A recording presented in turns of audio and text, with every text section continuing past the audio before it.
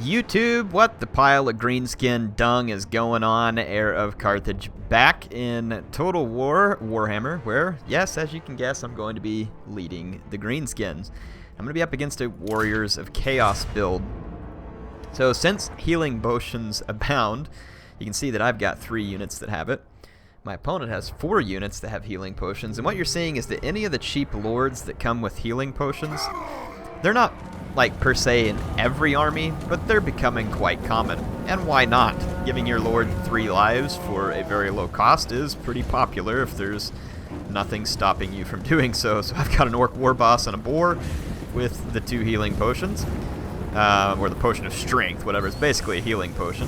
And I've got the same thing with the 2 goblin big bosses. But you can see that my opponent's had the same idea. He's got 3 exalted heroes on a manticore. Ugh, and they creepily follow the camera in every direction. Ugh. And then he's got a chaos lord on a manticore. All of his guys have healing potions. And just kind of the quick way you see this is if you mouse over a unit, you can see the little healing potion. Actually, these guys may not have a healing potion available to them. Huh, I guess I just assumed they did, but his lord does. So I'm the one with all the healing potions. But check out the healing potions aside. Check out the strategy that he employs now. Since it's chaos, I know that they don't really have any good missile units. I was going to just see whether or not this spell would do some damage, and it sure enough did. It'll force him to use his healing potion sooner, hopefully. I'm going to charge in with my hero units first, basically to cause as much damage to his infantry as possible. And then I'm going to come in. I basically have a big line of savage orcs, and I have 2 big uns in order to deal with big units. Big surprise.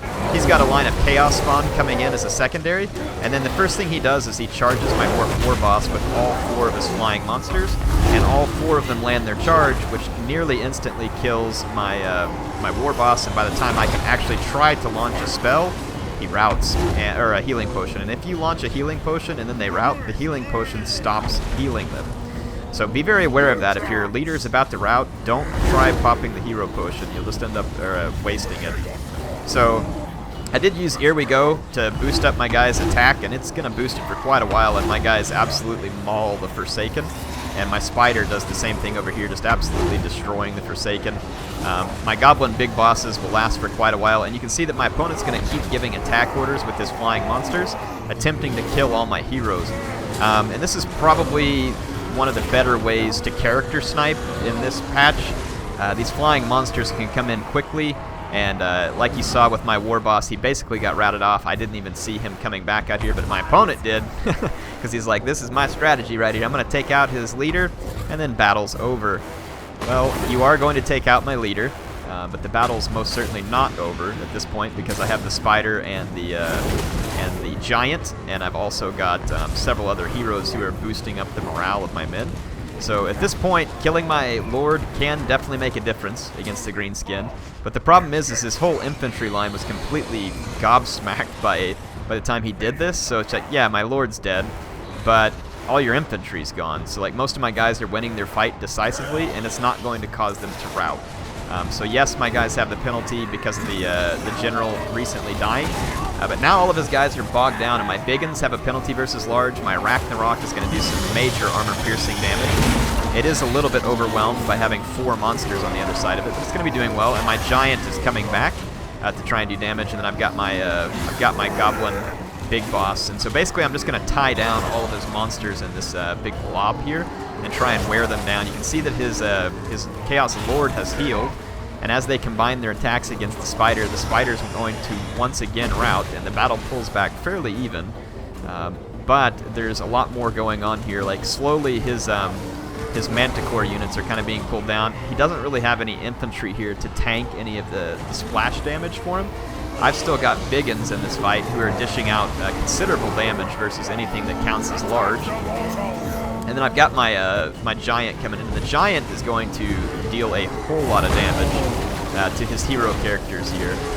So this is a great opportunity for me. His hero characters really won't be able to do much to my Giant, and he's just going to sit here and dish out big, giant, armor-piercing blows. And you can see that he comes in here and starts to mop up the exalted heroes very quickly. So even though he's able to heal his general, since his infantry was so menial, and got eaten up by mine so fast, it just didn't have the expected effect, I don't think, for him. But his strategy of bringing several flying monsters to assassinate characters is not a bad strategy right now. Is it my favorite thing? No, but everybody's bringing multiple heroes at this point. It's just kind of the status quo in the current state of the game, so I can't blame him for bringing what he feels like is going to be something to help him deal with those heroes. And you'll see that he did fairly effectively deal with my Orc Shaman and with my Orc Warboss. So again, he was able to assassinate these characters, but I had spread my characters out across the map. And like I said, because he wasn't decisively winning an infantry engagement versus me, there wasn't enough morale loss or leadership loss for my men to cause them to rout. And then usually a spider and a giant, and you can see the giant was the more effective one here, are a pretty good choice versus chaos, because they don't have a whole lot of great units to counter this. They don't have any missile units, which are the things that will melt these things the quickest. Now, you can see my spider picked up 2 XP, so I didn't get a lot of kills, but whatever it killed, it was pretty important. My giant mostly killed Forsaken, but then in the end, like I said, came back and dished some of the critical damage there in the late battle. So I don't know, if you're picking armies in this patch, I would say you don't have to go with the idea that my opponent and I did there in terms of picking multiple heroes. But you're going to see this as being a fairly common practice because, like I said, in the current state of the game, if someone's giving you options to basically having 3 lives for very cheap, if you look at the cost of this, I mean, it's only 72 gold? Sure. It's not exactly 3 lives. It's probably more like 2 when you add up all their health meter. And you still have the issue of your leadership can be broken. And those things don't work if the leadership is broken. So again, you know, players who are playing craftily and right, they can break these units. And if they have something left to chase these units off the battlefield, they can be quite effective. Just kind of wanted to talk a few more seconds about the Greenskins. I really like the Greenskins in this patch. And I liked them in the previous patch as well. And honestly, they were pretty good when the game first came out. I mean, the Greenskins have always been a pretty solid all-around faction. This army I built right here is actually an anti-vampire army, and I just picked it versus Chaos because it was going to be mostly applicable. It's going to be a decent army against anything that doesn't have a lot of missiles, because these Savage Orcs, not super stable units, but they deal out decent damage because of the Frenzy. And then this War Paint gives them some extra physical resistance, so it kind of makes them, you know, damage dealers and a little bit of damage takers. But if you combine them with these giants, you're gonna and the spider, you're gonna be dishing out tons of damage to a faction who can't shoot missiles back to quickly rid themselves. And when it comes to character assassinating, which character are you going to pick? The Goblin Big Boss has the Encourage trait, so he can encourage nearby units, and he's poisoning other units too. So this is on purpose. So I put a poison unit on each flank so that it's going to give my Savage Orcs a much better chance. And then I'm using my Orc Shaman to throw around the Here We Go spell. I did bring Foot of Gork in case this was against a vampire army. I should have cut it loose. And I've also got the Gaze of Mork in case maybe I need to just get like a last clutch shot to kill a hero or something else like that. So I do bring a few spells on this Orc Shaman. I find it worth it. I did not put him on his War Boar though, just to save a little bit of money. And then the Orc War Boss, I put him on the Boar and not the Wyvern because I don't want him to be up in the air and get singled out, because the Greenskins just really can't field a nasty air contingent. So really highly recommend that you keep your Orc leader on the ground. So I put him on the War Board just to give him maximum charge and speed and impact, all that kind of stuff. And like I said, the spiders are a good choice for the Goblin Big Boss because of the poison. So I don't know, I like all the different options you have. You still have missiles available to you in case you expect to have to take something down that requires missiles. You have good cavalry options available to you. Boar Boy Biggins are not the world's best cavalry unit, but again, if you combine these guys with some of the spells that come off of the lore of the Little Wa, they can actually be a pretty dangerous unit, and again, that's one of the reasons why I like the versatility of the Greenskins. And when it comes to cavalry, if you're trying to rush a faction, say like the Empire, the Dwarves, who you know can bring some decent missile contingents, these Goblin Wolf Riders are so cheap, and they can Vanguard deploy, so it makes it very easy for you to get around the enemy and then try and rush from the front. So again, I feel like you have a lot of options. You have decent artillery. The Doom Diver Catapult went up in cost. That's probably fair. This thing's quite good. So I didn't look at all the other patch notes with it. You have access to Grimgore, though honestly, with Grimgore, the cost, he's very good, don't get me wrong. He's a great hero, and you have the Wa ability, but you can also put the Wa ability on the Orc War Boss. And since he also comes with healing potions, it kind of makes him a better choice than Grimgore in almost every way, because you also can choose a mount to put him on, which is unfortunate. I would like to see them... honestly, the healing potion thing, I kind of like the idea of it at first because it does help against character sniping, but I'm thinking that a healing potion should probably cost more, so that it's more of a risk-reward scenario. Right now, they're so cheap that you just can't go wrong by putting the healing potions on your characters. If they made them cost a couple of hundred gold, then it kind of makes a player have to make a decision like, all right, I'm going to put these healing potions, but if I don't use it right and my character gets routed or something like that, it could be very bad and I'm going to lose a bunch of money.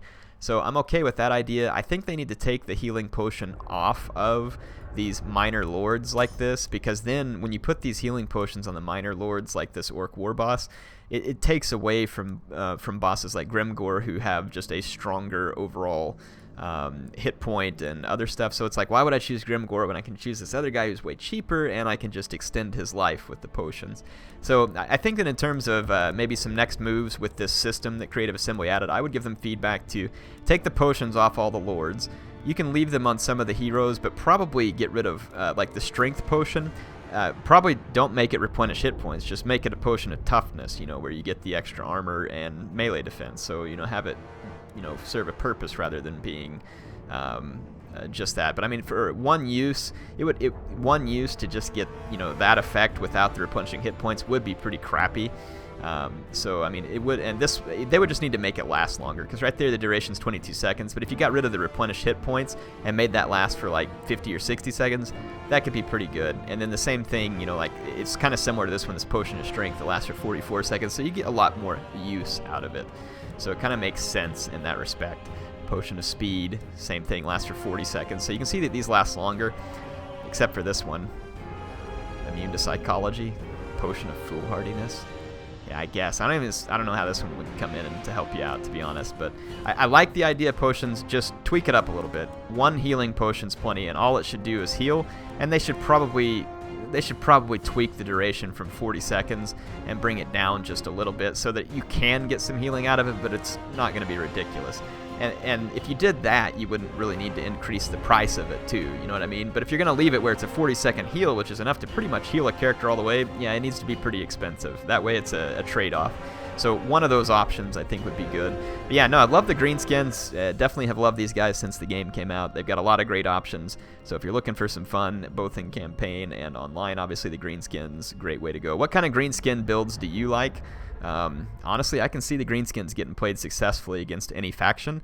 I don't know if they're the best faction, but played right, they can definitely keep up. HeirofCarthage signing out, and remember, there's the little watermark down on the right-hand side. If you've enjoyed what you saw, please subscribe. Helps me out a lot, and I will see you next time.